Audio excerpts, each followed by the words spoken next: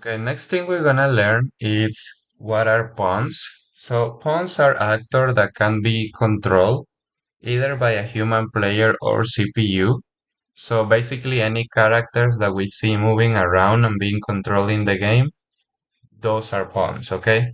But in fact, when we have been running our games and moving around, we have been using what is called the default pawn, which as you can see on the right side is kind of there highlighted on yellow when we're running the game. But the default pawn is invisible, it's completely invisible. That's why there's not really like a character in our games. But today we're gonna learn how to actually create that character, okay? So what we're gonna do first, let's go to content folder and then here where it's kind of like next to where we did our game mode, here we're gonna create our pawn.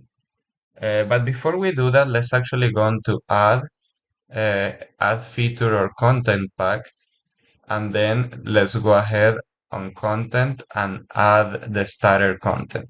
So we're just gonna do this to have some assets in our game. That way we can do more stuff with our pawn. Okay.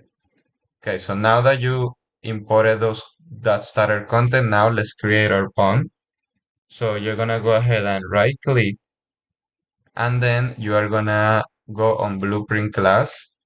And here is where you can actually create specifically the pawn. So you see we have all the different types, and now here we have pawn, which is what is pawn? A pawn is an actor that can be possessed and receive input from a controller. Who is that controller? As I said before, the controller could be the human, the player, or it could be CPU.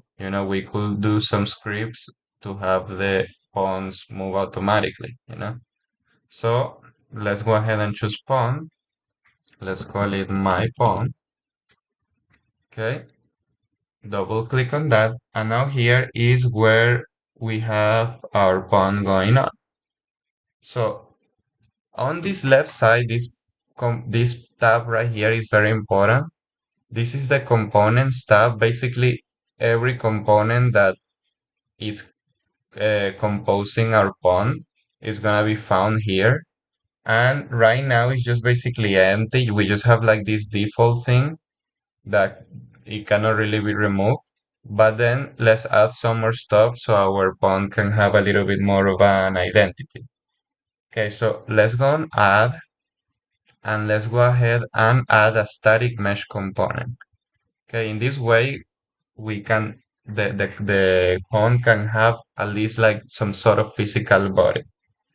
Okay, so I guess we can just call it, we can call it body. I guess it makes sense. Now for this, let's go ahead and choose a static mesh. Okay, so on the right side is where you have all the details about this static mesh that we created. So let's go here and let's choose one from the starter pack that we imported. I guess we can just use the chair. That's always like a good example. So as you can see now our pawn is the chair itself.